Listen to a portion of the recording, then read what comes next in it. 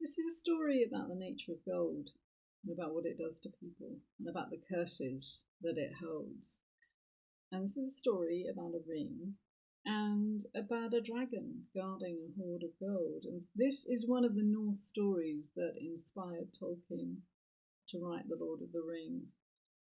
So you'll recognise quite a bit of this.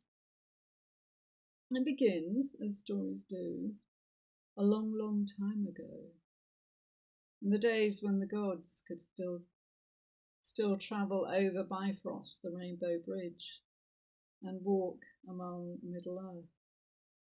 And one fine day, Odin, Loki, and Heimdall were travelling through Middle-earth and following the course of a river, until they came to a waterfall, and there, under the waterfall, was an otter, eating a freshly caught salmon.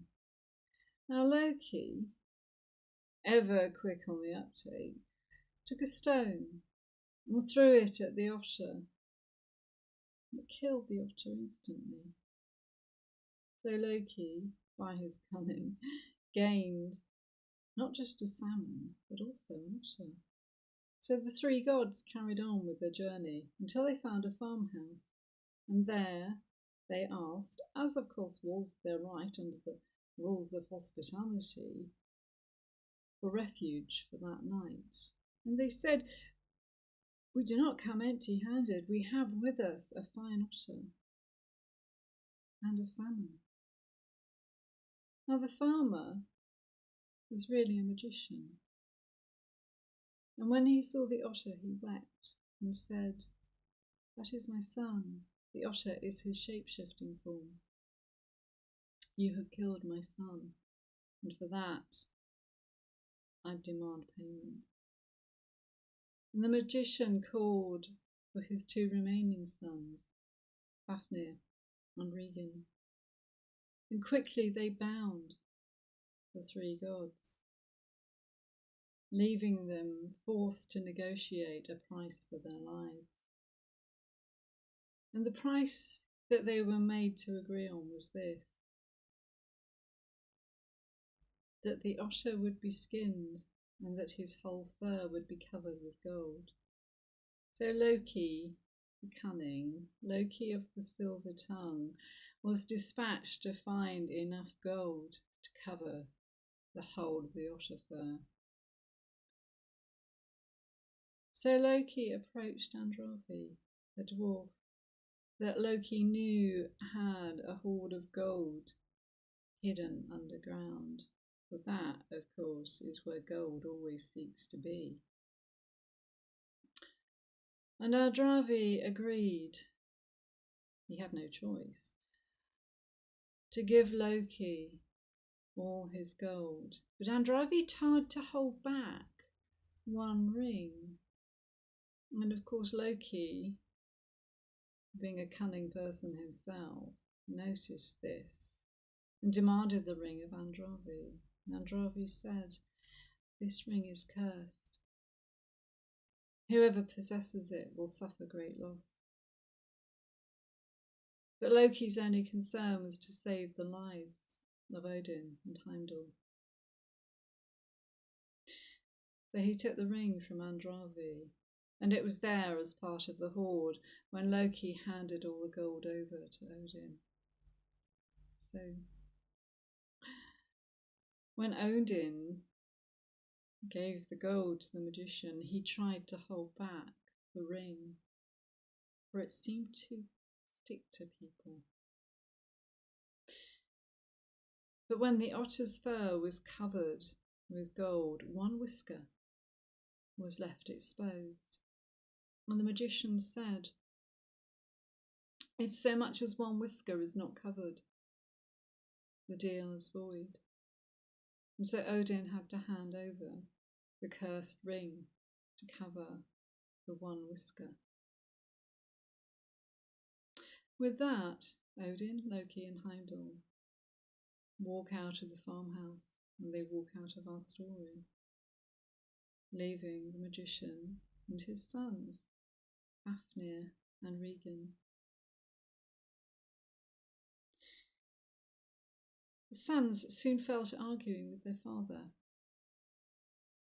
demanding their share of the gold, but the father refused. And for this refusal, Fafnir grasped his father's sword and swiftly killed him. And the two brothers fell to arguing, Regan saying that the gold should be divided equally, Fafnir saying that it was his and his alone, for he had killed their father. And as he had their father's sword in his hand, Regan had no choice but to flee from the farmhouse into the dark night. And he travelled for some time, until he reached the court of the King of Denmark. And it was there that Regan practiced his craft of sword making, for that was his own magical skill, in the same way that his other brother could shapeshift into an otter.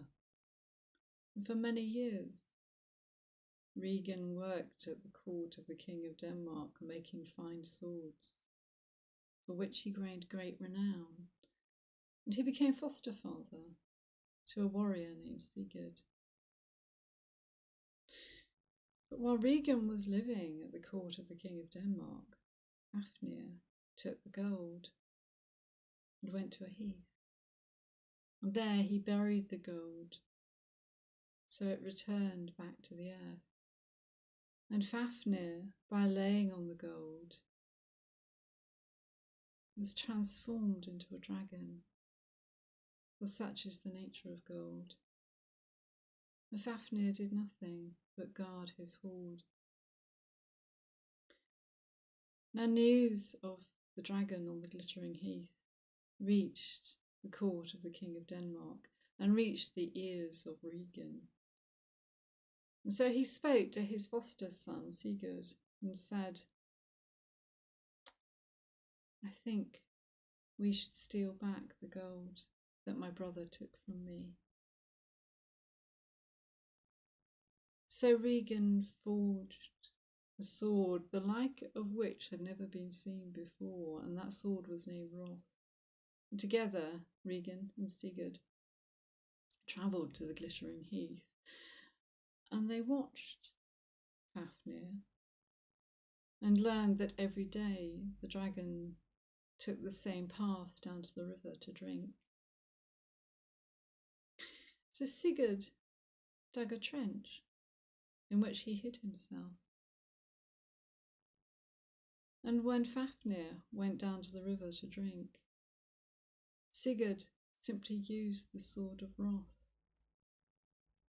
to stab at the dragon's soft underbelly and kill him. But when he had done so, Regan said, I did not seek for you to kill my brother. I sought only that we would steal the gold. As recompense, I demand that you cook Fafnir's heart that I may eat it. So Regan drank some of the dragon's blood and fell into a deep sleep, while Sigurd opened the dragon, took out his heart, and began to cook it on an open fire. And after some time, Regan touched the meat to see if it was cooked. He burnt his fingers. So he put his fingers in his mouth to cool them, and as he did so, he drank a little of Fafnir's blood and found that he could hear and understand the songs of the birds. And what the birds were saying to him was, it would be better if he ate Fafnir's heart, and if he took the essence of the dragon inside himself, for he would need his strength, for Regan intended to kill him and claim the gold for himself alone. So Sigurd killed Regan So the ring worked its curse, and everyone suffered great loss.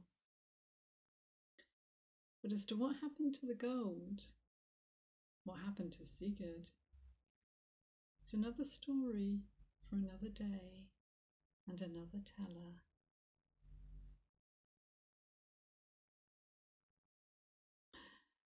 May your life be filled with joy and wonder, and always beware of dragons.